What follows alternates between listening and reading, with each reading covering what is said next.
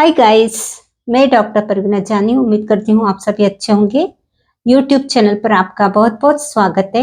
आज हम बात करेंगे एक बहुत ही इम्पोर्टेंट टॉपिक को लेकर, हेयर लॉस। हेयर लॉस की प्रॉब्लम बहुत ही कॉमन हो गई है। Girls, boys, females, males, adults सभी को हेयर लॉस की प्रॉब्लम परेशान कर रही है। हेयर लॉस हो जाने पर स्ट्रेस आता है, स्ट्रेस के कारण फिर हेयर लॉस होता है, हेयर लॉस होता है तो स्ट्रेस आता है। इस तरह से ये साइकिल चलती ही रहती है, इसका कोई सॉल्यूशन निकलता नहीं। तो हमें होम्योपैथी का सहारा लेना ज़रूरी है।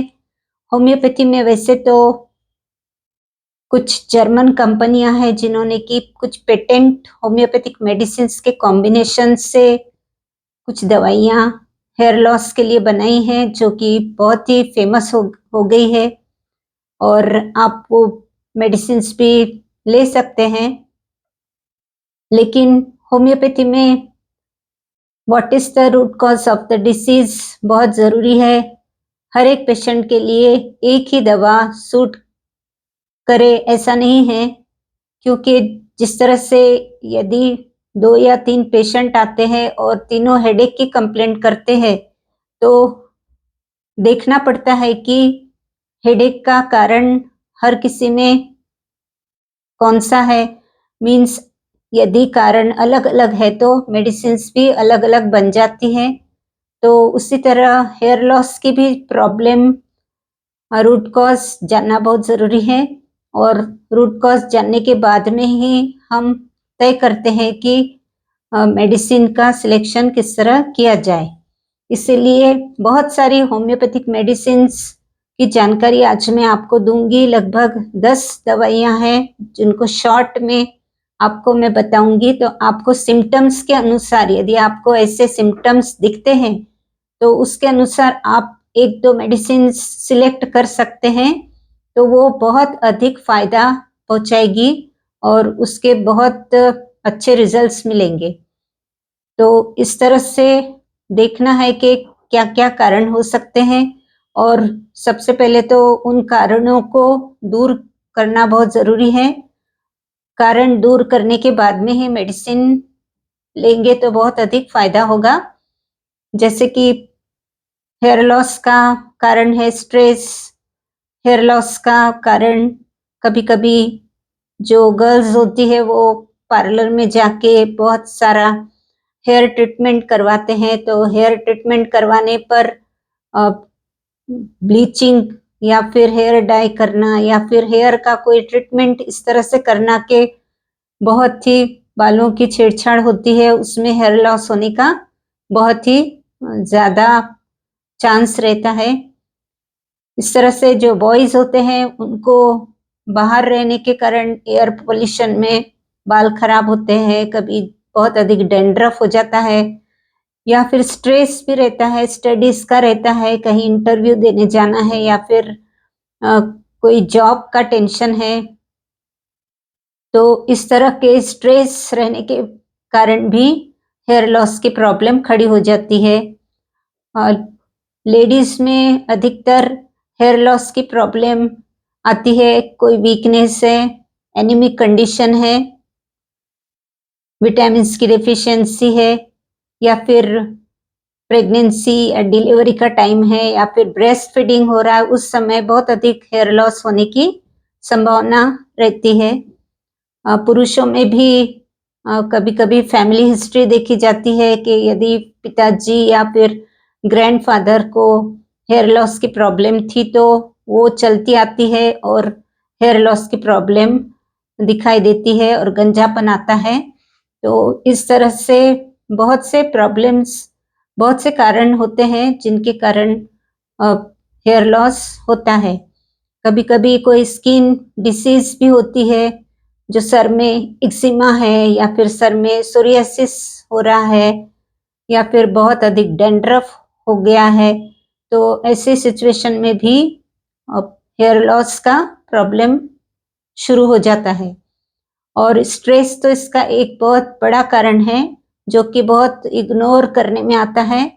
तो स्ट्रेस के कारण हेयर लॉस होता ही होता है। इसके अलावा हमारा जो खान-पान है, हम बाहर का खाना खाते हैं, कुछ न्यूट्रिशियस फूड मिलता नहीं है। हम अपना अ, हेयर हेयर ऑयल मसाज नहीं करते, बालों का ध्यान नहीं रखते, क्योंकि मसाज करने से सर्कुलेशन बढ़ता है तो हेयर ग्रोथ भी होती है। तो इस तरह से बहुत सी बातें होती है जो कि ध्यान रखने के लिए ज़रूरी है, लेकिन हम ध्यान नहीं रखते और केवल दवाई की तरफ दौड़ते हैं कि ये दवा, इसके लिए कोई दवा मिलनी चाहिए। तो इसका जो कारण है उसको भी इरेडिकेट करना है, उसके बाद में दवाई आप सिलेक्ट कर सकते हैं आपके सिम्पटम्स के अनुसार। तो आज मैं आपको कुछ मेडिसिन्स बताऊँगी। वैसे रीज़न्स मैंने बताए हैं कि बहुत से न्यूट्रिशनल डेफिशिएंसी होती है या फैमिली हिस्ट्री होती है या फिर बहुत वीकनेस रहता है, ब्रेस्ट फीडिंग के समय हो सकता है। तो ऐसे बहुत से कारण हैं जिनकी वजह से हेयर लॉस होता है। तो उसके लिए होम्योपैथी में बहुत अच्छी-अच्छी मेडिसिन्स हैं।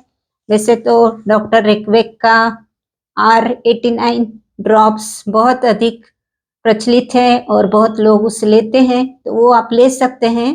उस पर डोज़ वगैरह लिखे होते हैं R89 ड्रॉप्स, लेकिन वो एक पेटेंट मेडिसिन है।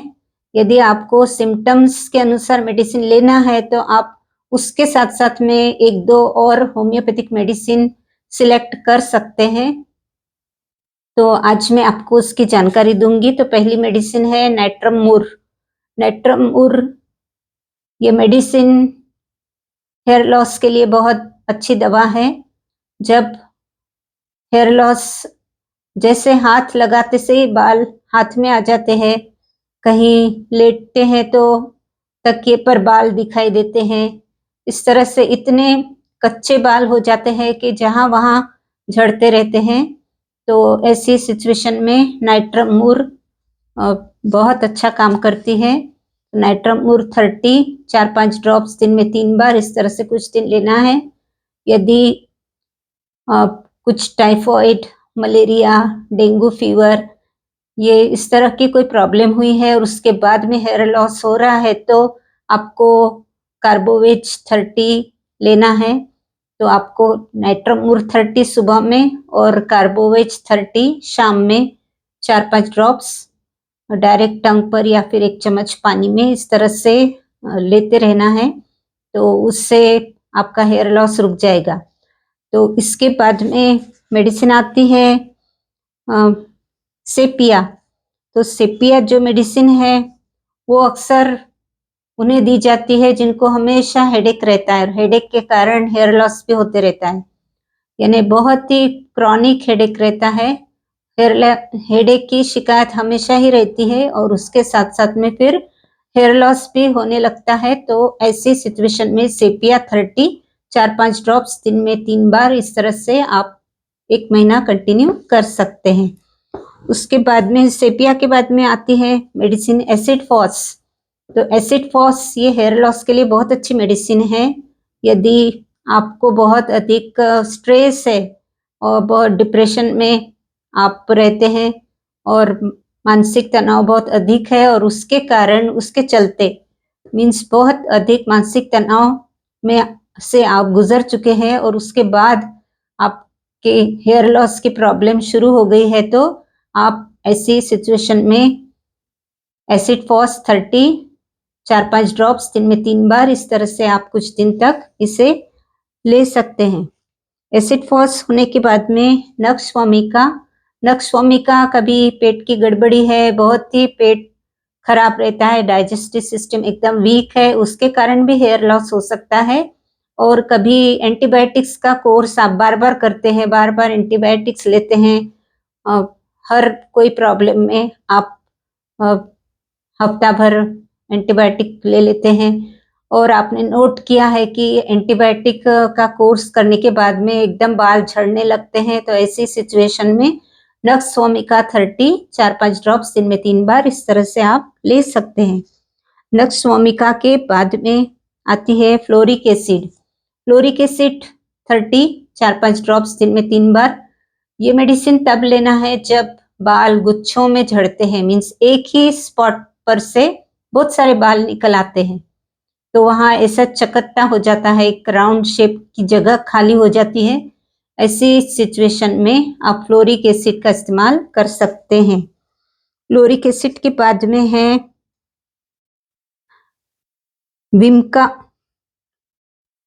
विम्का माइनर मेडिसिन है। विम्का माइनर मेडिसिन तब लेना है जब सर में बहुत इचिंग रहती है और हेयर लॉस जो होता है वो सर में भी होता है और आईब्रोज के जो हेयर है वो भी झड़ते हैं। तो ऐसी सिचुएशन में आपको ये मेडिसिन बहुत ही फायदा करती है। इसका नाम है विम्का माइनर। तो विम्का माइनर आप 4-5 ड्रॉप्स दिन में 3 बार इस तरह से कुछ दिनों तक ले सकते हैं। उसके बाद में एक बहुत ही इम्पोर्टेंट मेडिसिन है थैलियम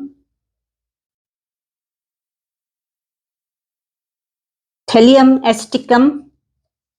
थैलियम एस्टिकम या मेडिसिन 30 पावर में आप 4-5 ड्रॉप्स दिन में 3 बार कुछ महीनों तक ले सकते हैं। ऐसे लोगों को लेना है यह मेडिसिन जो केमोथेरापी करा चुके हैं, रेडियोथेरापी जिनकी हो चुकी है, या फिर कैंसर की जो बीमारी है उसमें उनका बहुत हेयर लॉस हो चुका है, मीन्स आईब्रोज के या फिर सर के बाल सब निकल चुके हैं।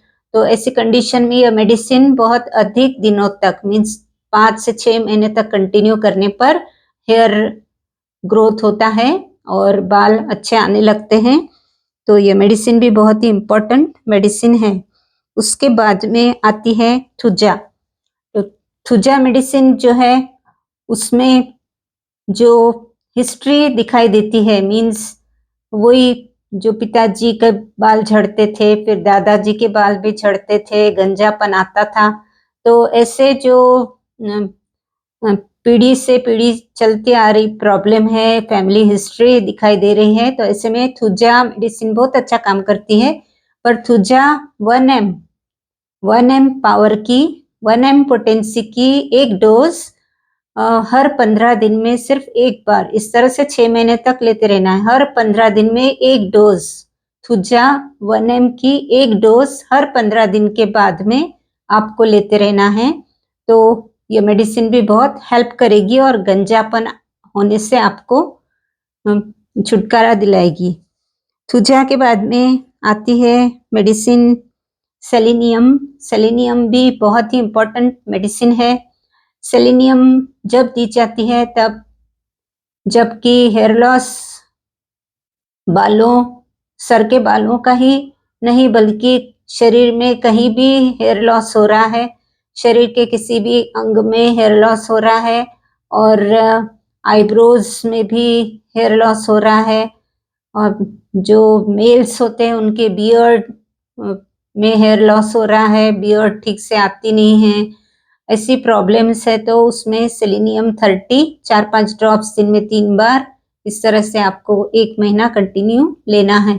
तो इस तरह हेयर लॉस के लिए आपको सिम्टम्स मैच करना होगा कि कौन सा कारण है जिसके वजह से आपको हेयर लॉस हो रहा है। तो आप इस तरह से मेडिसिन को देखकर आप सिलेक्ट कर सकते हैं, या फिर एक पेटेंट मेडिसिन के साथ में यदि आप इसमें से कोई 1-2 मेडिसिन लेना शुरू करते हैं तो आपको बहुत अधिक फायदा नजर आएगा। तो इस तरह से शॉर्ट में मैंने आपको कुछ मेडिसिन्स की जानकारी दी जो कि हेयर लॉस पर बहुत अच्छा काम करती हैं। तो उम्मीद करती हूँ आपको वीडियो की जानकारी अच्छी लगी होंगी। तो वीडियो को शेयर कीजिए, लाइक कीजिए, कमेंट कीजिए। चैनल पर यदि आप नए हैं तो चैनल को भी प्लीज सब्सक्राइब कर लीजिए।